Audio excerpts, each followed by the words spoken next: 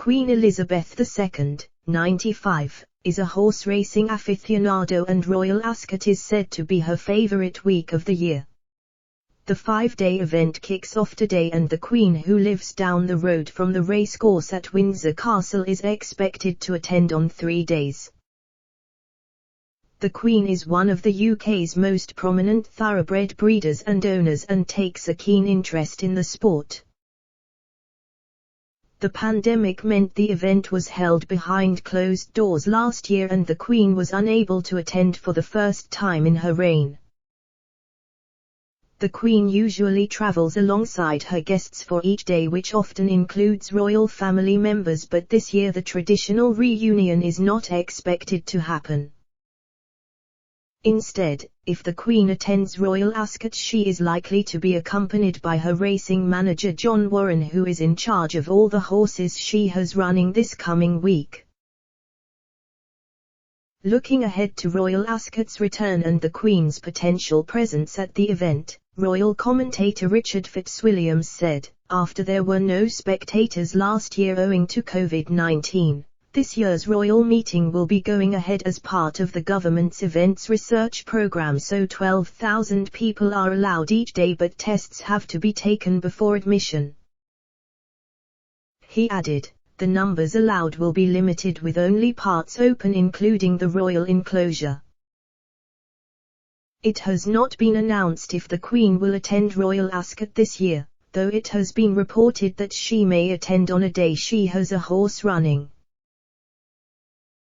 Touching on the event's royal roots, Mr. Fitzwilliams added, "In 2011 Royal Ascot celebrated its tercentenary since it was founded by Queen Anne, who also raced at York, in 1711. The colourful royal carriage procession was added in 1825 by George IV and was an annual event since 1920 as its prestige grew, but it will not happen this year owing to the pandemic." The commentator added, "Royal Ascot is a fabulous fashion parade with Gold Cup Day or Ladies' Day, dating from 1807 as its centre."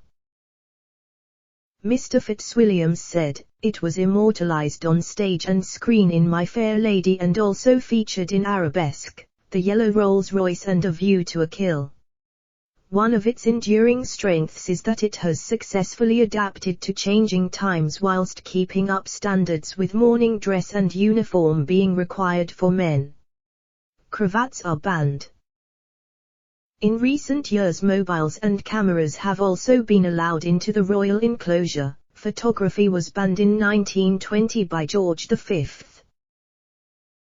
Among the Queen's horses running this year are King's Lynn, a 4-year-old gelding, and her Big Hope, Tactical, a 3-year-old colt who gave the Queen her first winner at Royal Ascot since 2016 last year.